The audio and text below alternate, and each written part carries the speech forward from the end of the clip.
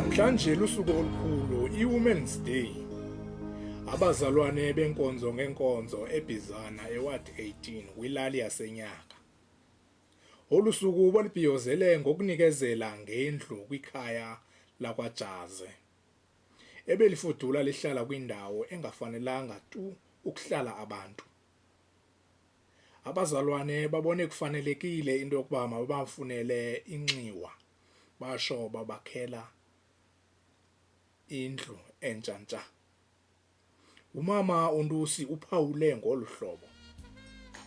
Umoya bathandazi abanceda amakhaya abahluphekeleyo nabagulayo nabasweleyo siyabavakashela sibancedise kuloo ndawo sibancedisa kuyo ukuthi basincedeke nalapha ekhaya sesafumanisa ukuthi umntwana akakho muntu usebenzayo akukho muntu urhola mali yakhona umntwana omnye lo walintombazana ngoku ufumanise ukuthi akukho kwanda ukuhlala sabona masimakhelene le mali zethu sekota sa-contributor nabazalwane benkonzo yakhe umntwana ba-contribute ngowakha indlu mahala njengoba sinikeza nje namhlanje nabazalwane ke aba. Ukanti ubongeka Jaze olilungu losapho uphelele ngawo emqaleni luvuyo.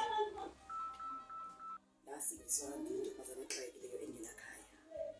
So apha ekusibisweni kwami ndadibana nabazali abathetha ilanguage enye nelanguage endiyithethayo ethetha ngoYesu oncedayo.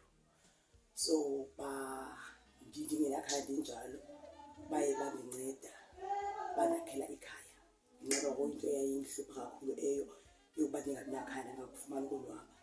So bandinceda ke banakhela ikhaya ngenxa yokuba baye bangabazali kum bandikhonza nabo. Ndibulela kakhulu ngoba ndandalifumani ulonwabo. Ukanti abazalwane bacele wonke umuntu angenelele ngaloo nto angayiphosa kusapho. Utata uNjomi uphawule wathi, silapha kweli khaya lakwaJazi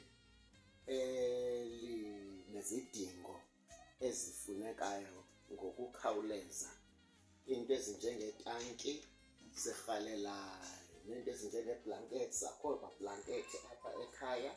Siyazicela kakhulu izinto enjalo nombane, akho mbane apha kule ndlu, akukabikho mbane. Kumama ke sasibathandathu kwesibahlanu, amantombazana amane nenkwenkwe eyi-1, kunabazukulu abaluthoba.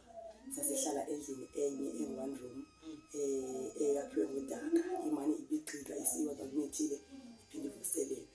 So ngoku ke abazalwane baye banakhela u-2 room endihlala kuwo. amalungu ayi-14 ingaba akulungele na ukuhlala ku-2 room?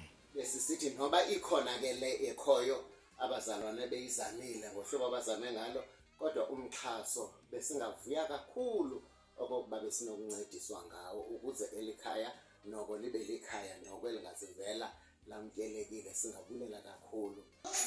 Sicela ke ukuthi ansingancedisa ukuphela kwale bhithi nje kubona.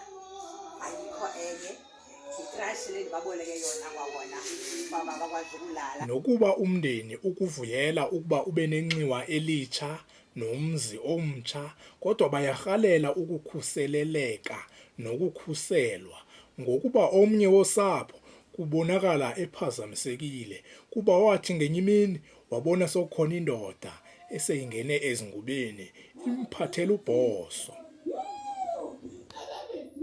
Ke wasinda kwi-rape, phantsi kway-victim ye-rape kumze behlala kuwo.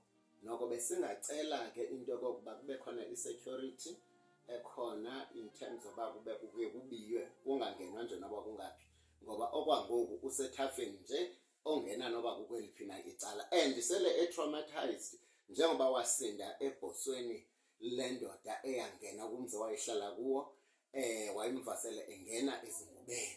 Wasinceda ke uThixo ngoba ibhoso elo kusho ukuthi lalahleka kulo mfo, wayesenokwenza noba yintoni ukuze ka abone bakho ndlela imba ngabasayenza lilahlekile ibhoso, makavele abe lo mfo sele ebaleka. Kwaba kukusinda kwakhe ke usisi kweso sidlwengu sasele singenile endlini. That's why sithi sicela at least i-security okokuba umzilo ubiywe ngegama lenkosi yethu Kristu.